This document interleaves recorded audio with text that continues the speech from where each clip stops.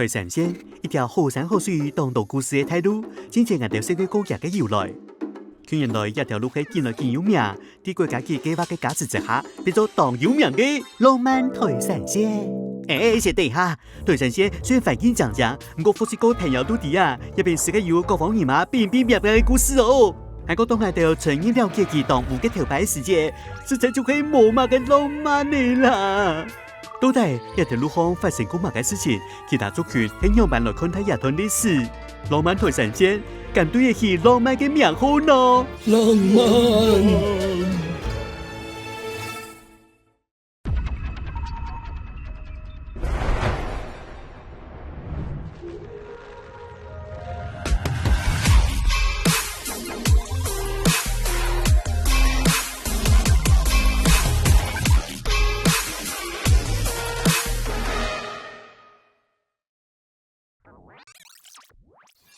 浪漫係當有詩意，充滿感性氣氛嘅。我頭擺嘅台山縣，絕對係浪漫嘅。相反，對19世紀開始，三萬開嘅漢人朋友，落開為傳統領域嘅原住民朋友，也偏重壓倒嘅。各族群底下互相結盟、交涉，甚至嘅武裝合作。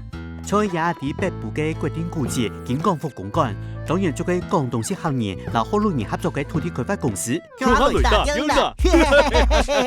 雖然對客家人來講，也係追求理想成敗嘅奮鬥史，不過對原住民朋友來講，也就係境外勢力太熱情啦。基本台山縣係個無浪漫嘅係山城。1895年，日本人帶嚟馬關條約，歸台稱嚟來接收台灣，冇想到一上岸啊，就遭到各種嘅反抗。喺台山縣順航嘅土著民地區，係個嘅大西藏泰山走東過，一條東南大嘅保石橋嘅路線，背面係本日本人規劃咗台灣嘅最美徒步線，盡做佢山區嘅最美嘅防線，安全得住。時間要進到1960年代，見你通到後嘅台山縣後，已經係嚟太太細細嘅客家人，此後嘅耕種嘅環境，本期都發展出各種嘅特色農產，老太師爺浪漫嘅想法。哼，老到浪漫將你開始嘅。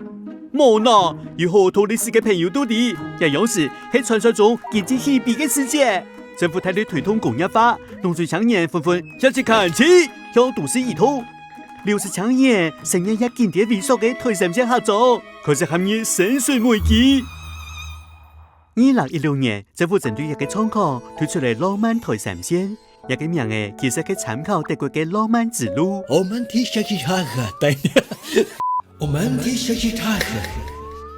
帶地為浪漫主義，串聯各集起落，打造做地表現土地特色嘅文化體驗。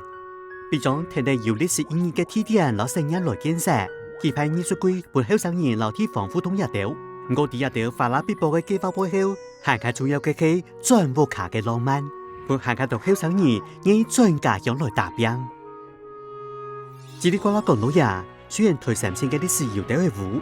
我日台過去也睇過浪漫台山縣天氣本體嘅認識，比想講喺藝術季當中，佢是講有關原住民朋友嘅講法來參與，但看都提上眼到一篇實有多元複雜嘅故事。可能有人會知道，外國文化正險地方，咁咪太辛苦嘅啦。唔過出現啲地當難係願意進來，就沒一份樣樣愛進來打拼嘅心，是到行嘅浪漫嚟，只一份浪漫愛讓持續下去。嘿哈，佢就不能繼續開下去啦。